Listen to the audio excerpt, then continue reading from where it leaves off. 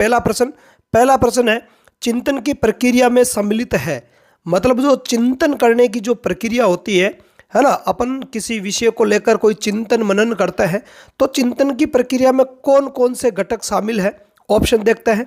Option A है स्मृति, option B है कल्पना, option C है अनुमान, ऑप्शन डी में है उपयुक्त तीनों, और ऑप्शन ई में है अनुत्तरित प्रश्न।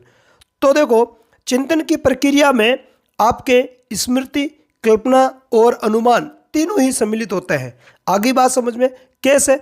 जैसे देखो, अपन किसी विषय के बारे में या किसी व्यक्ति के बारे में अपन चिंतन करते हैं, तो यदि उस व्यक्ति को हमने देख रखा है, ठीक है, या उस चीज़ या वस्तु को हमने देख रखा है, तो उसकी स्मृति होगी हमें, है ना, हमारे मस्तिष्क में उसकी क्या होगी, स्मृति होगी। मतलब उसकी, जैसे मान लिया किसी व्यक्ति के बारे में सोच रहे हैं, तो उसकी इमेज हमारे दिमाग में आएगी वापस, है ना, स्मृत हो जाएगी वो इमेज। इसके साथ ही साथ अपन कल्पना भी करेंगे कि भाई ऐसा हो जाएगा तो ऐसा हो जाएगा, ऐसा करेंगे तो ऐसा हो जाएगा। इस प्रकार की कल्पना भी होती है चिंतन की प्रक्रिया में। साथ ही साथ अपन अनुमान भी लगाते हैं। क्या लगाते हैं? अनुमान भी लगाते हैं कि नहीं नहीं इतना तक हो जाएगा, है, या इतना प्रॉफिट हो जाएगा, इतना लॉस हो जाएगा। इस प्रकार अपन चिंतन की प्रक्रिया में अनुमान भी लगाते हैं। तो चिंतन की प्रक्रिया में ये तीनों ही सम्मिलित होता है, स्मृति, कल्पना और अनुमान। अगले प्रश्न की चर्चा करते हैं। अगला प्रश्न है, मूर्त अधिगम के संबंध में कौन सा कथन सही नहीं है। ऑप्शन ए है, इसे गत्यात्मक अधिगम भी कहते हैं। ऑप्शन बी, यह कर्मेंद्रिय द्वारा होता है। ऑप्शन सी, यह दिखाई देता है। ऑप्शन डी, इसे संज्ञानात्मक चिंतन भी कहते हैं। और ऑप्शन ई में है अनुत्तरित प्रश्न। तो देखो, इस प्रश्न का जो राइट आंसर है वो हो जाएगा आपके ऑप्शन डी, इसे संज्ञानात्मक चिंतन भी कहते हैं। तो ये कथन इसके लिए सही नहीं है। देखो, मूर्त चिंतन होता है उसको गत्यात्मक चिंतन भी कहा जाता है, और ये कर्मेंद्रियों द्वारा होता है, इसलिए ये बाहर से दिखाई भी देता है। जबकि जो संज्ञानात्मक जो चिंतन होता है वो अमूर्त होता है। कैसा होता है? अमूर्त होता है, और ये ज्ञानेंद्रियों द्वारा होता है। मूर्त चिंतन कर्मेंद्रियों द्वारा होता है और अमूर्त चिंतन ज्ञानेंद्रियों द्वारा होता है, इसलिए वो दिखाई भी नहीं देता है। तो मूर्त चिंतन और अमूर्त चिंतन, या यूं बोल दो आप कि गत्यात्मक जो अधिगम और संज्ञानात्मक जो अधिगम है वो एक दूसरे के बिल्कुल क्या होता है, विपरीत होते हैं। अगले प्रश्न की चर्चा करते हैं। तीसरा प्रश्न है, किस आयु काल में मानसिक विकास अपनी उच्चतम सीमा पर पहुंच जाता है। मतलब उस आयु वर्ग की पहचान करनी है जिसमें जो मानसिक विकास होता है वो उच्चतम हो जाता है या उच्चतम सीमा पर पहुंच जाता है। ऑप्शन ए है 10 से 15 वर्ष, ऑप्शन बी 15 से 20 वर्ष, ऑप्शन सी 20 से 25 वर्ष, ऑप्शन डी 25 से 35 वर्ष, और ऑप्शन ई में अनुत्तरित प्रश्न। तो इस प्रश्न का जो राइट आंसर है वो हो जाएगा आपके ऑप्शन बी 15 से 20 वर्ष। मतलब किशोर अवस्था में, किशोर अवस्था के अंत तक जो मानसिक विकास है वो अपनी पूर्णता को प्राप्त कर लेता है। अगला प्रश्न देखते हैं, निम्न में से किस मनोवैज्ञानिक ने 20वीं शताब्दी को शिशु या बालक की शताब्दी कहा है। मतलब उस मनोवैज्ञानिक का नाम बताना है जिसने 20वीं सदी को शिशु की या बालक की शताब्दी कहा है। ऑप्शन ए है स्किनर, ऑप्शन बी में है वाटसन, ऑप्शन सी में है क्रो, ऑप्शन डी में है अरस्तु, और ऑप्शन ई में है अनुत्तरित प्रश्न। तो इस प्रश्न का जो राइट आंसर है वो हो जाएगा आपके ऑप्शन सी क्रो, है ना। क्रो ने 20वीं शताब्दी को शिशु या बालक की शताब्दी कहा है। अगला प्रश्न, पांचवा प्रश्न है, RTE 2009 के अनुसार प्रत्येक बालक को आयु के अनुसार प्रवेश दिया जाएगा। अतः यदि एक बालक की आयु 8 वर्ष है तो उसे किस कक्षा में प्रवेश देना होगा। मतलब RTE 2009 के अंतर्गत ये प्रावधान है कि कोई भी जो बालक होता है उसको उसकी आयु के अनुसार स्कूल में प्रवेश दिया जाएगा। आगे बात समझ में।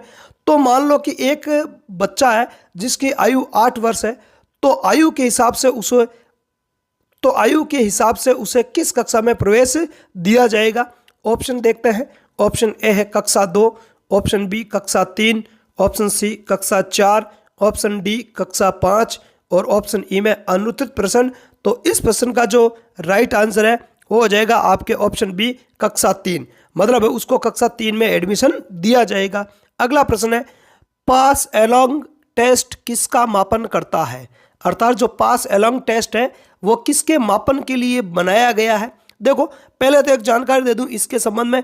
ये जो टेस्ट है वो आपके WP अलेक्जेंडर के द्वारा बनाया गया था। किसके द्वारा? WP अलेक्जेंडर के द्वारा बनाया गया था। अब ये किसका मापन करता है? ऑप्शन देखते हैं। ऑप्शन ए है बुद्धि, ऑप्शन बी है व्यक्तित्व, ऑप्शन सी है सृजनात्मकता, ये सृजनात्मकता है ना, ऑप्शन डी है विकास, और ऑप्शन ई में है अनुत्तरित प्रश्न। तो इस प्रश्न का जो राइट आंसर है वो हो जाएगा आपके ऑप्शन ए बुद्धि, मतलब ये बुद्धि का मापन करता है। अगला प्रश्न देखते हैं। थार्नडाइक एवं वुडवर्थ ने 1901 में बच्चों को आयत का क्षेत्रफल पढ़ाया, जिससे बच्चों को त्रिभुज एवं वर्ग का क्षेत्रफल का ज्ञान प्राप्त करने में सहायता मिली। इसके संबंध में कौन सा सिद्धांत सही है? मतलब वुडवर्थ एवं थार्नडाइक ने 1901 में एक एक्सपेरिमेंट करके चेक किया। उन्होंने क्या किया कि उन्होंने बच्चों को आयत का क्षेत्रफल पढ़ाया, ठीक है, कि आयत के क्षेत्रफल के हिसाब से कैसे उस आयत का क्षेत्रफल निकाला जाता है। तो फिर बच्चों को त्रिभुज और वर्ग का क्षेत्रफल ज्ञात करने में भी जो विधि है, जो सूत्र है ना, वो सहायक सिद्ध हुई। तो ये जो है वो कौन सा सिद्धांत की अनुपालना करता है, या ये किस सिद्धांत के अनुसार ऐसा होता है? ऑप्शन ए है मानसिक अनुशासन एवं शक्तियों का सिद्धांत, ऑप्शन बी सामान्यीकरण का सिद्धांत, ऑप्शन सी समरूप तत्वों का सिद्धांत, ऑप्शन डी दो तत्वों का सिद्धांत, और ऑप्शन ई में है अनुत्तरित प्रश्न। तो इस प्रश्न का जो राइट आंसर है वो हो जाएगा आपके समरूप तत्वों का सिद्धांत। क्या हो जाएगा? समरूप तत्वों का सिद्धांत, क्योंकि आयत, त्रिभुज और वर्ग जो है इनमें कुछ तथ्य ऐसे हैं जो समान होते हैं, इसलिए आयत का क्षेत्रफल ज्ञात करने में जो चीज़ें बच्चों ने सीखी है वो सीखी हुई चीज़ें त्रिभुज और वर्ग का क्षेत्रफल ज्ञात करने में भी उनके क्या आ रही है? काम में आ रही है, क्योंकि तीनों चीज़ों में क्या समरूपता है, कुछ तथ्यों को लेकर समरूपता है, इसलिए इस नियम को कहते हैं समरूप तत्वों का नियम। और ये दिया था आपने थार्नडाइक ने। किसने दिया था? थार्नडाइक ने दिया था। इसके अतिरिक्त देखो मानसिक अनुशासन एवं शक्तियों का जो सिद्धांत है, जिसको औपचारिक अनुशासन का सिद्धांत भी कहता है, ठीक है, और ये जो सिद्धांत है वो सबसे प्राचीन सिद्धांत है, अधिगम स्थानांतरण का सबसे पुराना सिद्धांत है ये। और इसके अलावा जो सामान्यीकरण का जो सिद्धांत है वो दिया था जुड़ ने, जुड़ या जो जड़ होता है, चार्ल्स एच जड़ ने ये सिद्धांत दिया था, ठीक है।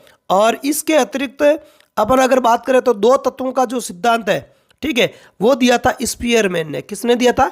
स्पीयरमैन ने दिया था। अगले प्रश्न की चर्चा करते हैं। 8वां प्रश्न है, केटल ने कहा है कि भावुक व विचार स्पष्टता वाला व्यक्ति कहलाता है। मतलब केटल के अनुसार ऐसा व्यक्ति जो भावुक व विचार स्पष्टता वाला होता है वो क्या कहलाता है? ऑप्शन ए है कुसमायोजित, ऑप्शन बी बहिर्मुखी, ऑप्शन सी चक्र विक्षिप्त, ऑप्शन डी कुंठित, और ऑप्शन ई में अनुत्तरित प्रश्न। तो इस प्रश्न का जो राइट आंसर है वो हो जाएगा आपके ऑप्शन से चक्र विक्षिप्त, है ना। अगला प्रश्न है, 9वां क्वेश्चन है, अभिवृत्तियां किस प्रकार की होती है? ऑप्शन ए सकारात्मक, ऑप्शन बी नकारात्मक, ऑप्शन सी सकारात्मक एवं नकारात्मक, ऑप्शन डी इनमें से कोई नहीं, और ऑप्शन ई में अनुत्तरित प्रश्न। तो इस प्रश्न का जो राइट आंसर है वो हो जाएगा आपके ऑप्शन सी सकारात्मक एवं नकारात्मक। मतलब अभिवृत्तियां पॉजिटिव भी होती है और अभिवृत्तियां नेगेटिव भी होती है। आगे बात समझ, नेगेटिव अभिवृत्तियां व्यक्ति को नेगेटिव कार्य करने के लिए प्रेरित करती है, और जो पॉजिटिव होती है, जो सकारात्मक अभिवृत्तियां होती है, वो व्यक्ति को सकारात्मक कार्यों की ओर अग्रसर करती है। अगला और आज का अंतिम प्रश्न है, ज्ञान को आकर्षित करने वाली अभिप्रेरक शक्ति को किस नाम से जाना जाता है? मतलब ज्ञान को आकर्षित करने वाली जो शक्ति है, अभिप्रेरक शक्ति है, उसको मनोविज्ञान में किस नाम से जानते हैं? ऑप्शन ए है अभिरुचि, ऑप्शन बी आत्मसंप्रत्यय, ऑप्शन सी रुचि, ऑप्शन डी अभिवृत्ति, और ऑप्शन ई में है अनुत्तरित प्रश्न। तो इस प्रश्न का जो राइट आंसर है वो हो जाएगा आपके ऑप्शन सी रुचि, ठीक है। क्या हो जाएगा? रुचि हो जाएगा। तो आज की क्लास में इतना ही। क्लास यदि आपको अच्छी लगी है तो इसे अपने दोस्तों में लाइक करके शेयर जरूर करना है।